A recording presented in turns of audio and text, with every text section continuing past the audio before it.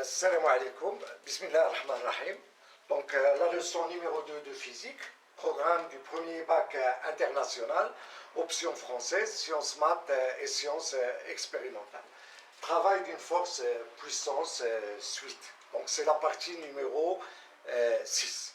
Donc on a vu précédemment grand 1 le travail d'une force constante exercée sur un solide en translation. Donc maintenant, on va aborder dans cette vidéo, grand 2, puissance d'une force constante exercée sur un solide en translation. Voilà, on va voir la signification physique de la puissance et la différence entre le travail et la puissance. Donc si on considère deux forces qui effectuent le même travail, qui effectuent le même travail.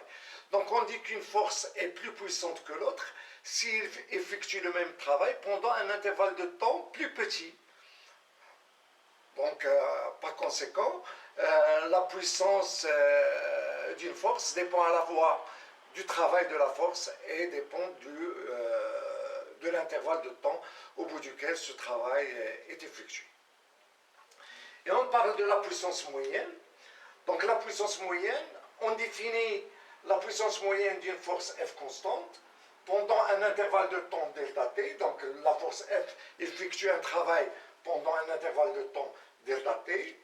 Donc la puissance moyenne est définie par la relation Pm est égal W sur delta t. Voilà, donc Pm est égal W sur delta t. Si vous voulez, comme si on a, la vitesse du travail, c'est la vitesse moyenne du travail. Voilà. Entre deux instants quelconques. C'est exactement la même chose que la vitesse que vous avez vue précédemment. Lorsqu'on a un mobile, la vitesse moyenne entre deux instants quelconques est égale à la distance parcourue sur l'intervalle de temps delta t. Là, on a la vitesse du travail, c'est la puissance de la force F, qui est égale le travail de la force F sur delta t. Delta t, c'est l'intervalle de temps au bout duquel le travail est effectué. Pour les unités, le travail est exprimé en joules, delta t en secondes et Pm en watts. Ça, c'est la puissance moyenne de la force F. La puissance instantanée d'une force constante. Donc la puissance n'est pas toujours constante. La puissance peut varier. Voilà, au cours du travail, la puissance peut changer. Et on définit la puissance instantanée de la force F par la relation. Donc lorsqu'on écrit P, c'est P à un instant T donné. Et on peut l'écrire P à l'instant T. Donc la puissance instantanée, c'est la puissance à un instant T donné. Qu'est-ce qu'on fait? À un instant T donné, on considère un intervalle de temps dt infiniment petit autour de t, et on écrit que P est égal le travail élémentaire delta F de t sur dt. Donc dt, c'est l'intervalle de temps au bout duquel ce travail est effectué. dt est infiniment petite, autour de t. Donc ça, c'est la puissance instantanée. C'est exactement la même chose. On peut avoir un mobile, voilà, et on peut calculer sa vitesse à chaque instant. Voilà, la vitesse moyenne, c'est la distance parcourue pendant un intervalle de temps delta, entre deux instants quelconques, sur delta t. Et la vitesse instantanée, c'est la vitesse à un instant t donné. Donc c'est la même chose. La puissance moyenne, c'est le travail sur delta t. La puissance instantanée, c'est d de w, c'est le travail élémentaire de F sur dt. Remarque, si la puissance de la force est constante, alors P est égal à Pm est égal... Voilà, ça veut dire que si la puissance est constante, ça veut dire que la puissance instantanée est égale à la puissance moyenne, entre deux instants quelconques. C'est exactement la même chose si on a un mouvement rectiligne uniforme. Lorsqu'on a un mouvement rectiligne uniforme, la vitesse instantanée est égale à la vitesse moyenne entre deux instants quelconques. Voilà.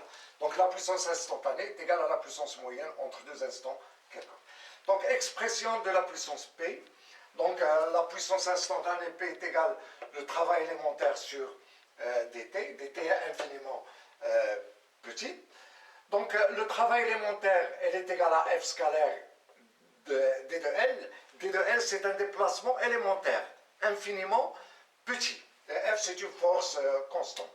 Donc on remplace P, c'est d de W sur dt, qui est égal à F d de L sur dt, et d de L sur dt n'est rien d'autre que le vecteur vitesse. Ça, c'est parce que dl, c'est le vecteur du déplacement sur dt. dt, c'est infiniment petit autour de t. Donc ça représente le vecteur vitesse à l'instant t. Donc P est égal à F scalaire V. Et F scalaire V qui est égal à l'intensité de la force F fois la vitesse V. La norme du vecteur vitesse, c'est la vitesse, fois cosinus alpha. Alpha, c'est l'angle entre F et V. Et V, c'est la vitesse instantanée du solide. Donc l'expression de la puissance instantanée, lorsqu'on a un solide voilà, en mouvement et qui est soumis à l'action d'une force F qui travaille. Donc la puissance instantanée de la force F est égale à F fois V fois cosinus alpha. V, c'est la vitesse instantanée du solide. Et F, c'est la force exercée sur ce solide, la force qui travaille. Et alpha, c'est l'angle entre F et V. Une remarque, si la puissance est positive, donc on parle d'une puissance motrice. C'est exactement la même chose que le travail. Lorsque le travail est positif, on parle d'un travail moteur. Et lorsqu'il est négatif, on a un travail résistant. Donc si la puissance est positive, on a une puissance motrice. Si le travail est négatif, donc on a une puissance résistante. Donc ainsi se termine cette partie. La vidéo prochaine, je vais la consacrer pour un exercice sur ceci, un exercice d'application. Et si vous aimez ce que je viens de faire, faites j'aime, partagez la vidéo et s'abonnez à la chaîne. Et à bientôt.